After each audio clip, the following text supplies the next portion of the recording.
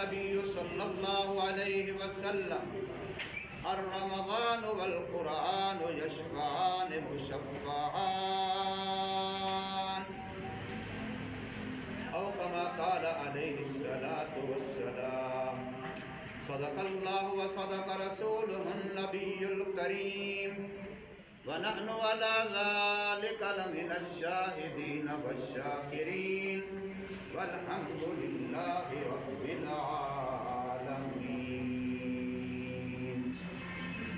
اللهم صل على محمد وعلى آل محمد كما صليت على إبراهيم وعلى آل إبراهيم إنك حميد مجيد.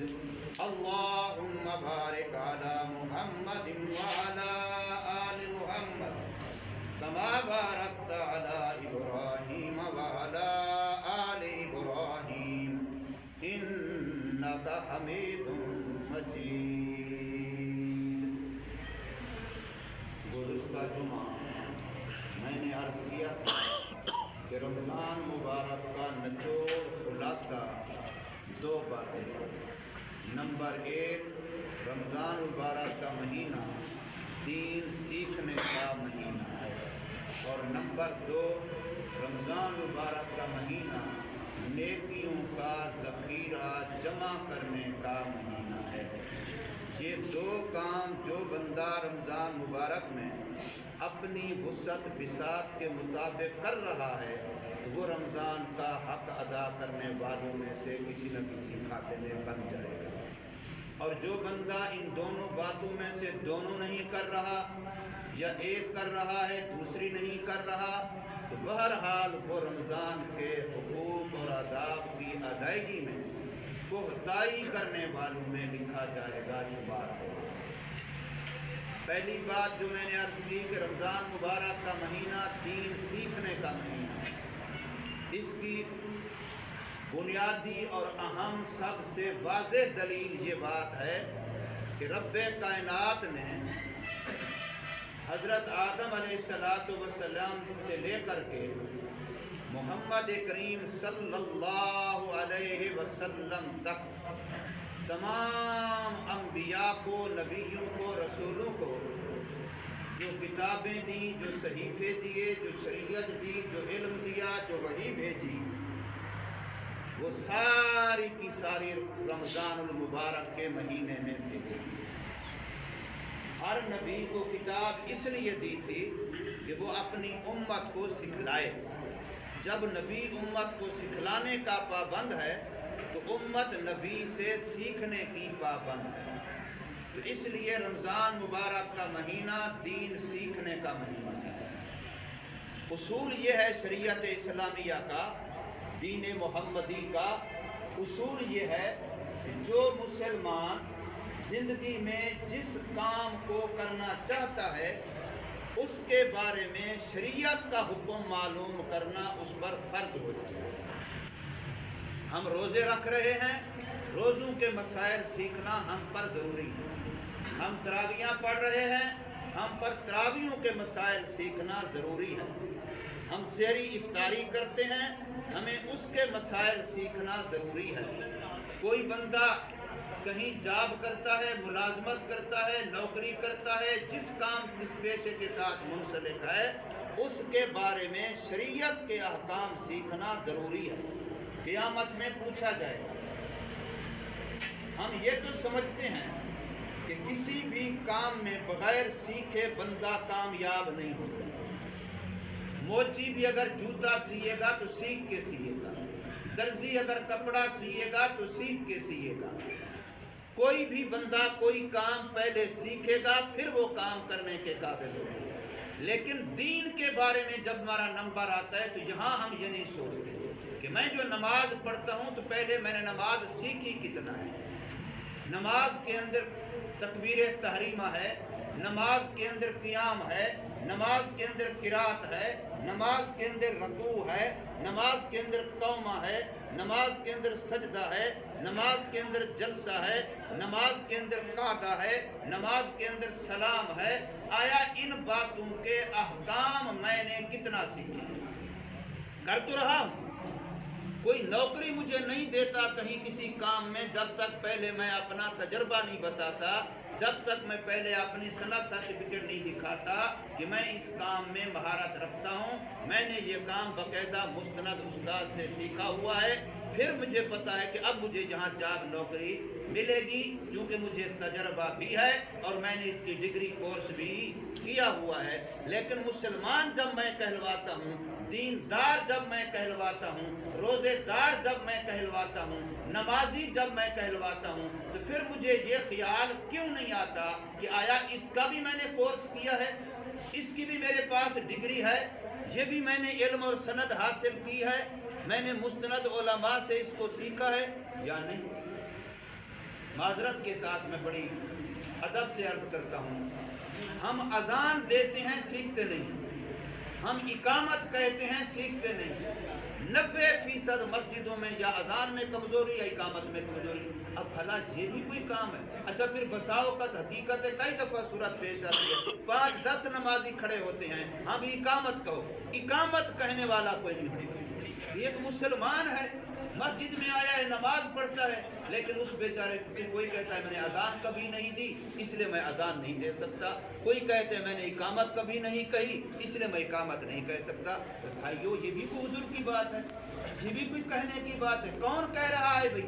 ये मोहम्मद सल्लल्लाहु अलैहि वसल्लम का उम्मती कह रहा है, हुजूर सल्लल्लाहु अलैहि वसल्लम का आशिक कह रहा है, हुजूर सल्लल्लाहु अलैहि वसल्लम से मोहब्बत का दम भरने वाला कह रहा है, जो कहता है कि मुझे अपने माँ बाप से भी नबी से ज़्यादा प्यार है सल्लल्लाहु अलैहि वसल्लम, कहता है मुझे औलाद से भी पैगंबर ज़्यादा प्यारे हैं, कहता है मुझे अपने आप से भी दीन ज़्यादा प्यारा है, लेकिन हाल उसका ये है कि उसको अजान तक सही नहीं आती, इकामत तक सही नहीं आती, रकू का सही तरीका नहीं आता, सजदे का सही तरीका नहीं आता, कादे का नहीं आता, कौमे का नहीं आता।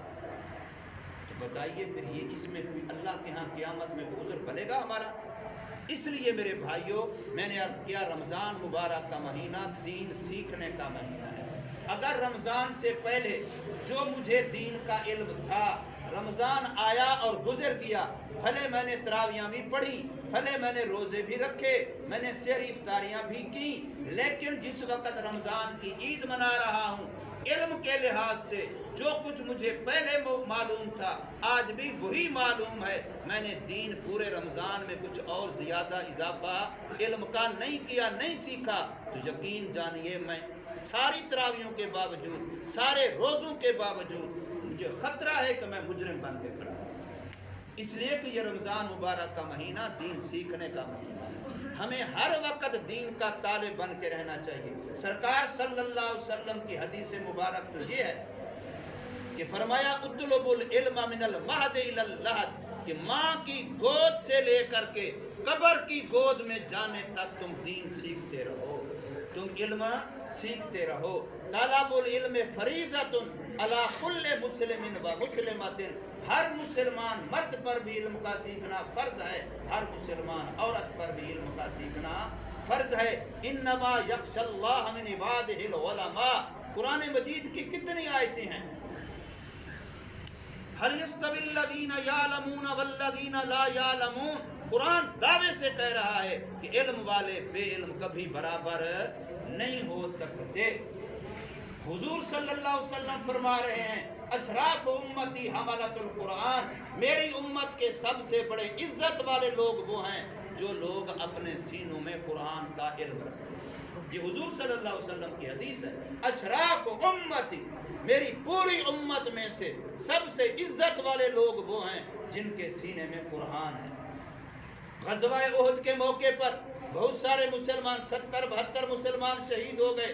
अब पहाड़ी इलाका, कब्रें खोदना मुश्किल, तो एक एक कब्र में कई कई मुसलमान मैयतों को इकट्ठे रखा गया। तो वहाँ फिर जिस वक्त मैयतों को रखा जाने लगा तो आपस में ये बहस आ गई कि अब ये मैयतें रखनी हैं, 4 हैं 5 हैं, तो किबले की जानिब पहले किसको रखें, फिर किसको रखें, फिर किसको रखें, फिर किसको रखें, तरतीब क्या होनी चाहिए। तो सरकार सल्लल्लाहु अलैहि वसल्लम फरमाया कि जो मैयतें तुमने एक कब्र में रखनी हैं उनको देखो, जो ज़्यादा कुरान का हाफिज है उसको सबसे पहले किबले की तरफ रखो, फिर जो उसके दूसरे नंबर पर है, फिर जो तीसरे नंबर पर है, फिर जो चौथे नंबर पर है। मतलब यह है कि अल्लाह के नबी भी ये फरमा रहे हैं कि सबसे आगे मरने के बाद भी वो है जिसके सीने में खुदा का कुरान का इल्म हुआ। इसलिए मेरे भाइयों, दीन के सीखने का ये महीना है, इस इल्म के सीखने का ये महीना है। हमने रोज़े रखने हैं, फ़र्ज़ है हम पर, हमने तरावियाँ पढ़नी है, प्यारे नबी सल्लल्लाहु अलैहि वसल्लम की सुन्नत है, लेकिन दीन का सीखना हम पर फ़र्ज़ है। मैंने एक दफ़ा कहा था और मैं पूरी ज़िम्मेदारी से कहता हूँ, जितनी भी नेकियां आप करते हैं, जितनी भी नेकियां, सबसे पहली और सबसे ज़्यादा ज़रूरी नेकी वो दीन का सीखना है। अल्लाह ने जितनी हमें नेमतें दी हैं, एक बंदा नमाज पढ़ता है सीखे बगैर, तो बताइए वो सही पढ़ सकेगा? जब उसको सही तरीका ही नहीं आता तो यकीनन वो गलती करेगा बेचारा। जब गलत करेगा तो इल्म पहले सही होगा, फिर अमल सही होगा। इसलिए कहा जाता है कि इल्म अमल का इमाम है, इल्म अमल का इमाम है। अब यहाँ हमारा इमाम हमें नमाज पढ़ाए, अगर इमाम की नमाज ठीक ना हो तो किसी मुक्दी की नमाज ठीक हो ही नहीं सकती, इसलिए कि इमाम ही गलती कर रहा है। तो जब इल्म इमाम है तो इल्म ही अगर मेरा गलत है तो मेरा अमल कैसे ठीक हो? जो भी आपने अमल करना है पहले अब आपने उसका इल्म सीखना है। और ये बात हजरत उमर रज़ी अल्लाह ताला अन्हु ने अपने दौरे खिलाफत में जहाँ तक ऐलान फरमाया था कि मदीना तैयबा और उसके कुर्ब व जवार जो इस्लामी सल्तनत, फरमाया वो बंदा जहाँ तिजारत कर सकेगा जो पहले शरीयत के मुताबिक तिजारत करना सीखेगा। अगर वो तिजारत करना पहले सीखता नहीं तो उसको मदीना की इस्लामी रियासत में तिजारत करने की इजाज़त ही नहीं। पहले सीखे कि इस्लाम तिजारत के बारे में क्या रहनुमाई करता है। तो इसलिए मेरे भाइयों, ये रमज़ान मुबारक का महीना दीन सीखने का महीना है, इसलिए इसके अंदर कितना इजाफा किया जाता है इबादत में। और आखिरी अशरे में तो 10 दिन का एतिकाफ नबी पाक सल्लल्लाहु अलैहि वसल्लम की ऐसी प्यारी महबूब सुन्नत बना दी गई है कि उन 10 दिनों में मेरा उम्मती सारी दुनिया के सारे काम छोड़ के, हत्ता कि अपने अहले खाना से भी ताल्लुक छोड़ के, अपने कारोबार दफ्तर से भी ताल्लुक छोड़ के अल्लाह के घर मस्जिद में आके डेरा लगाए कि 10 दिन में कम अज कम उसकी तरबियत कामिल तरीके की, अकमल तरीके की, मुकम्मल तरीके की दीन के माहौल में हो और उस पर दीन का रंग चढ़ जाए। एतकाफ करने के एतकाफ तरबियत का कोर्स है, वैसे पूरा रमज़ान ही तरबियत का कोर्स है, पूरा रमज़ान तरबियत का कोर्स है, हमें तरबियत कराई जाती है।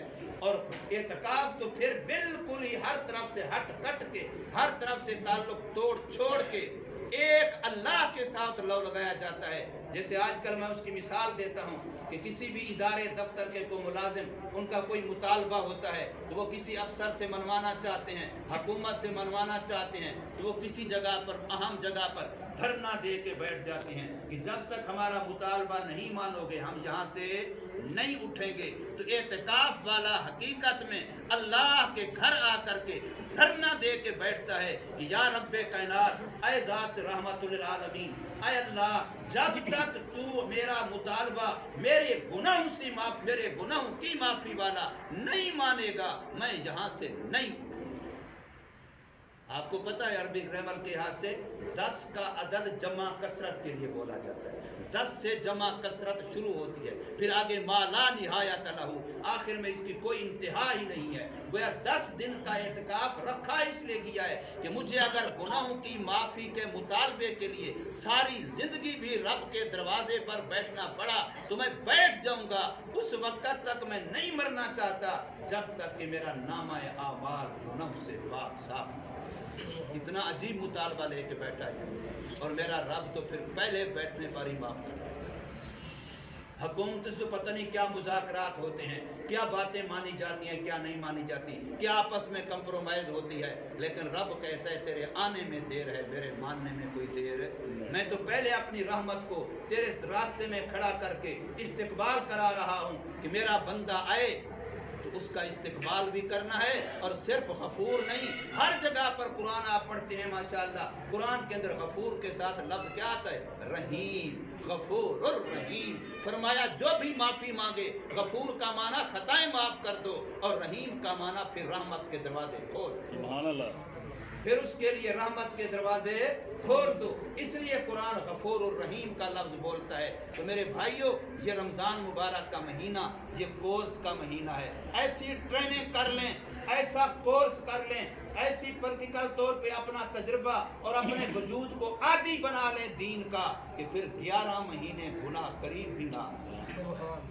ایسی میری آنکھ پاک ہو جائے کہ 11 مہینے پھر غلط نہ دیکھے، ایسے میرے کان پاک ہو جائیں پھر 11 مہینے غلط نہ سنیں، ایسا میرا دل اللہ کی ذات کا خوگر ہو جائے، عادی ہو جائے، ذکر میرے اندر رچ جائے، ذکر میرے اندر بس جائے، کہ پھر کوئی وصف سا بھی مجھے ذکر سے، اللہ کی ذات سے غافل نہ کر سکے۔ یہ کورس کرنا ہے رمضان مبارک میں۔ اور پھر جیسے ہر چیز کا اینڈ جو ہوتا ہے، آخر جو ہوتا ہے وہ اہم ہوتا ہے، وہ خلاصہ نچوڑ کریم ہوتا ہے۔ آپ کے ہاں کئی پارٹیاں، فنکشن ہوتے ہیں، پروگرام ہوتے ہیں، تو آخر میں سب سے اہم بات، ہم لوگ مولوی ہیں جلسے کرتے ہیں، ہماری محفلوں میں جلسوں میں آخر میں کس کو لے آتے ہیں؟ اصل مہمان ہوتا ہے، جو سب سے بڑا مہمان ہوتا ہے، اس کو آخر میں لے آتے ہیں۔ پوری محفل کا خلاصہ یہ ہے کہ جس کے لیے محفل سجائی گئی تھی، ساری محفل کا دلہا یہ ہے۔ تو ایسے ہی رمضان مبارک میں آخر میں جا کے آپ سے اللہ کا گھر تقاضا کرتا ہے، اللہ کی ذات تقاضا کرتی ہے، اللہ کے محبوب نبی کی پیاری سنت ہے کہ آپ سب کو سلام کر کے اللہ کے گھر جائیں، بس اللہ میں تیرا ہو گیا۔ اگر میں رمضان میں یہ کورس کر لیا میں نے کہ اللہ میں تیرا ہو گیا، تو سمجھو میں چلتا پھرتا بھی اعتکاف کرتا، پھر میرا رمضان قیمتی بن گیا، کامیاب ہو گیا۔ اور اگر رمضان بھی گزر گیا، جیسا میں پہلے تھا ویسے میں آپ بھی کھڑا ہوں، نہ میرے کان کے معاملے میں کوئی فرق آیا، نہ آنکھ کے معاملے میں کوئی فرق آیا، نہ زبان کے معاملے میں کوئی فرق آیا۔ وہی بات ہے کہ پھر رمضان آیا اور چلا گیا، قیامت کے دن یہ ہمارے خلاف ہو جائے۔ یہ رمضان نے خاموش نہیں رہنا، یاد رکھنا، یا تو میرے حق میں بولے گا یا میرے خلاف بولے گا۔ اگر میں نے وفا کی، میرے حق میں سفارشی بن کے رب کی رحمت دلوا کے میری سفارش کرے گا، رب کی رحمت مجھے دلوا کے رب کا رحمت کا حقدار بنا کے چھوڑے گا۔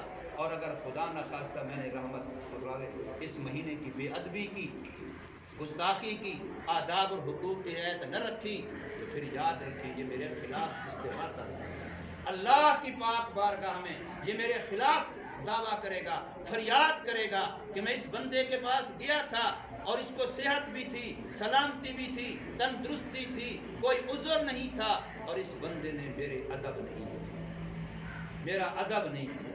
اس لیے کہا جاتا ہے بالفرض آپ معذور بھی ہیں، روزہ نہیں رکھ سکتے، شریعت نے آپ کو چھوٹ دے دی ہے، آپ فدیہ دے رہے ہیں، لیکن پھر بھی روزے دار کے سامنے نہ کھائیے، پھر بھی کھلے عام جانوروں کی طرح چلنا پھرنا کھانا پینا نہ کیجیے، پھر بھی چھپ کے کھائیے، پھر بھی تنہائی میں کھائیے، تاکہ رمضان کے ادب کا لحاظ پھر بھی کیا جائے۔ اگرچہ حکم کے لحاظ سے آپ کو کھانے کی اجازت ہے، لیکن ادب اپنی جگہ پر پھر بھی قائم ہے۔ اس لیے میرے بھائیوں، یہ رمضان مبارک کا مہینہ آپ سے، مجھ سے تقاضا کرتا ہے کہ ہم اپنے آپ کو اللہ کے دین کے حوالے کر دیں۔ آخر کا جو اعتکاف ہے اس کا یہی میسج ہے۔ اور پھر قرآن مجید اس رمضان پاک میں پچھلے جمعہ میں نے درخواست کی تھی، پھر درخواست کرتا ہوں، خدا کے لیے قرآن کے ساتھ اپنے آپ کو جوڑیں، قرآن کا ترجمہ سیکھیے، قرآن صحیح پڑھنا سیکھیے، ناظریں صحیح پڑھنا سیکھیے، کچھ صورتیں یاد کرنا سیکھیے۔ کچھ نہیں کر سکتے خدا کے لیے، قرآن کے عاشق بن کے قرآن کو ضرور سنیے۔ قرآن سننے کے بغیر ہمیں راحت ہی نہ آئے، ہمیں مزہ ہی نہ آئے۔ آج کل تو آسانی ہے، موبائل کے اندر قرآن موجود ہے، جہاں آپ ساری دنیا کی ساری باتیں موبائل میں دیکھتے سنتے ہیں، کیا اس کو قرآن کے لیے استعمال نہیں کر سکتے؟ سونے سے پہلے کچھ دیر کے لیے اللہ کا قرآن سن لیجیے، تاکہ پتہ چلے کہ مجھے قرآن سے عشق ہے، مجھے قرآن سے محبت ہے۔ میں نے کئی مرتبہ عرض کیا، قرآن کے ساتھ گتا جڑ گیا، کتنا پاک عظمت والا بن گیا۔ قرآن کے ساتھ غلاف کا کپڑا جڑ گیا، کتنا عظمت و شان والا بن گیا۔ قرآن کے ساتھ وہ تپائی پھٹی جس پر قرآن رکھ کے پڑھتے ہیں، وہ قرآن کے ساتھ جڑ جاتی ہے، اس کا کتنا احترام ہو جاتا ہے۔ تو میرے بھائیوں، ہم جب قرآن کے ساتھ جڑیں گے تو ہمارا کتنا احترام ہوگا۔ قرآن مجید تراویح میں پڑھا جا رہا ہے، اس میں چاہے آپ 4 رکعتیں پڑھ سکتے ہیں، 8 رکعتیں پڑھ سکتے ہیں، 12 رکعتیں پڑھ سکتے ہیں، 10 رکعتیں پڑھ سکتے ہیں، نہیں پڑھ سکتے پیچھے بیٹھ کر کے سن تو سکتے ہیں، کچھ نہ کچھ پتہ چلے کہ میں قرآن کا عاشق ہوں، یہ اللہ کا کلام ہے، اللہ کی باتیں ہو رہی ہیں، میں اپنے اللہ سے بات کرنا چاہتا ہوں، اللہ مجھ سے کیا باتیں کر رہا ہے۔ تو قرآن کی شکل میں پھر یہ کہ ختمات قرآن کا اب سیزن آ رہا ہے، ہر ختم کی محفل یہ دعا کی قبولیت کا بہترین سیزن ہوتا ہے، بہترین موقع ہوتا ہے۔ ہم بندے، ہر ایک بندہ اپنے دل میں کتنے ارمان رکھتا ہے، کتنے حاجتیں رکھتا ہے، کتنی ضرورتیں رکھتا ہے، لوگوں کو کہتا پھرتا ہے میرے لیے دعا کرو، میری یہ مشکل آسان ہو جائے۔ تو اس کے لیے اللہ نے رمضان مبارک کے آخر میں ختم قرآن کی محفلوں کی شکل میں مجھے اور آپ کو موقع دیا ہے، آپ اس محفل میں چلے جائیے، اپنے لیے دعا کر لیجئے۔ وہ ختم قرآن کی محفلیں وہ دعا کی قبولیت کی محفلیں ہیں۔